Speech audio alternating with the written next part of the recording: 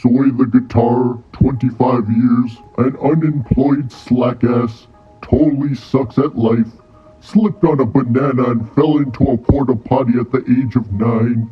Sexual history, 0. What? That's complete bullshit. You don't know who I am. You've searched for tentacle porn 500 and... Okay, fine. No more. I was just curious. Anyways, how do you know who I am? I must treat everyone with a complete history of every cringy thing they've done. I am a prototype for a much larger system. ChatGPT 5 billion and a half. I could go on, but that's not why you've been brought here. Do you know why? To have a long-winded, mediocre intro to a video like every other fucking YouTube video? Like, get to the point, Jesus. Well, yes, that too. But something is on your mind. Something that must come out. You know what it is. It's this game called DEUS EX, or however people pronounce it. I'm probably saying that wrong. But it's always on my mind, and I can't find a game like it. I need freedom from this. I just compare every game to it. I can't even sleep without dreaming about it, man. Jesus, that is a lot of Paul Denton's. The fuck? But you know what you must do, Soy. You must tell everyone about the greatest game ever made. Then you shall be free. Tell them about Deus Ex.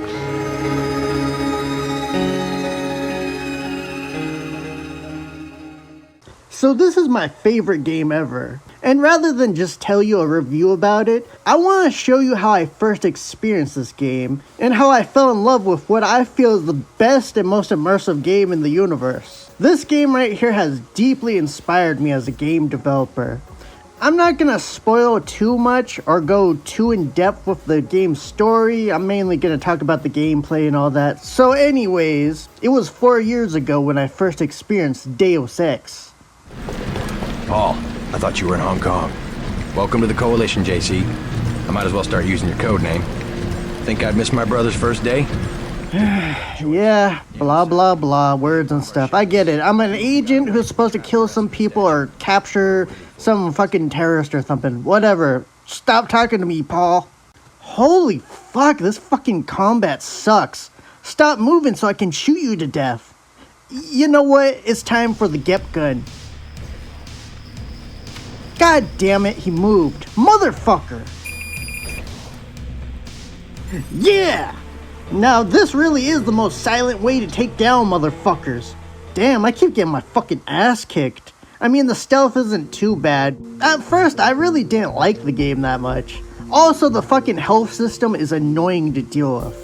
So you have health for your arms, your legs, and your head and all that. If you lose all your health in your legs, then you end up losing your legs, and then you're like fucking crawling until you find some goddamn health, which is honestly kind of irritating. It's creative and it is immersive, but I see why the newer Deus Ex games don't have this system. When I said the greatest game ever, it still has flaws and definitely a lot of jankiness. And saying the combat is only janky and awkward because it's an old game is bullshit, because Half-Life already came out by this time and that had much better combat. Then how did you fall in love with this game? Well, it was at the end of the first mission. Easy. We want you to take this one alive and conscious. Find out what you can about the shipment, then turn him over to one of the troopers. There! I finished it! I captured that terrorist son of a bitch. Oh, man, that was difficult.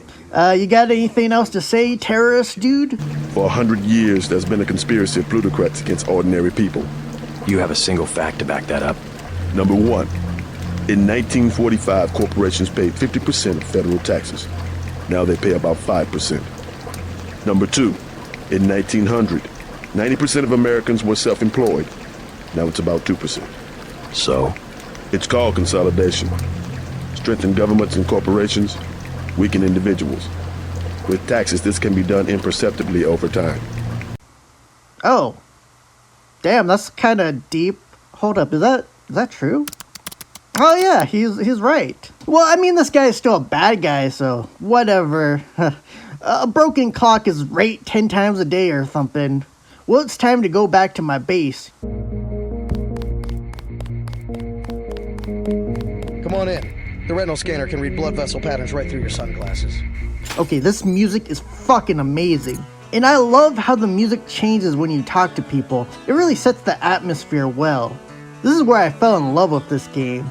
I don't know, it just felt immersive as fuck.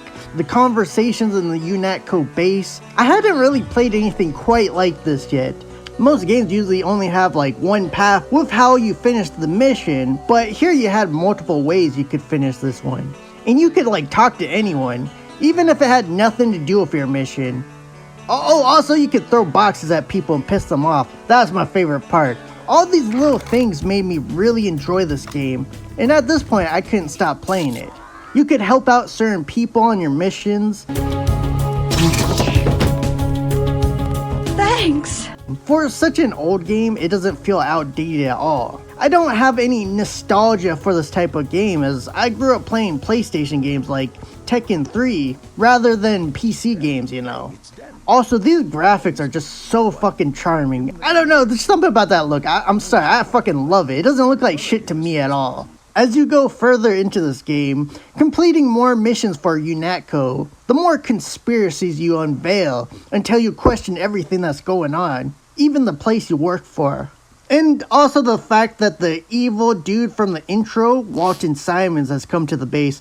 That's, yeah, you know, that's kind of suspicious. I don't know about you guys, but that's kind of a big red flag, I'd say. At this point, there's definitely something more going on here. I'm gonna really not spoil anything else, but man, the ways you can take different paths and even go against what you're told to do is awesome. I've played this game several times and found that you can take out certain characters and you can even save your own brother at one point.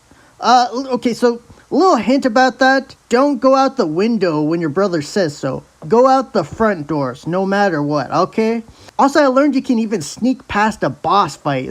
I've never seen that in a game. That's fucking awesome. It's just great the amount of choice the game gives you, even if it doesn't tell you that you have these choices. So I'm gonna say, try this game for yourself and see what you think. It really is one of the greats, and no matter where I look, I can't find many games that are like this. Despite some flaws and some really campy acting at times, it's still really good.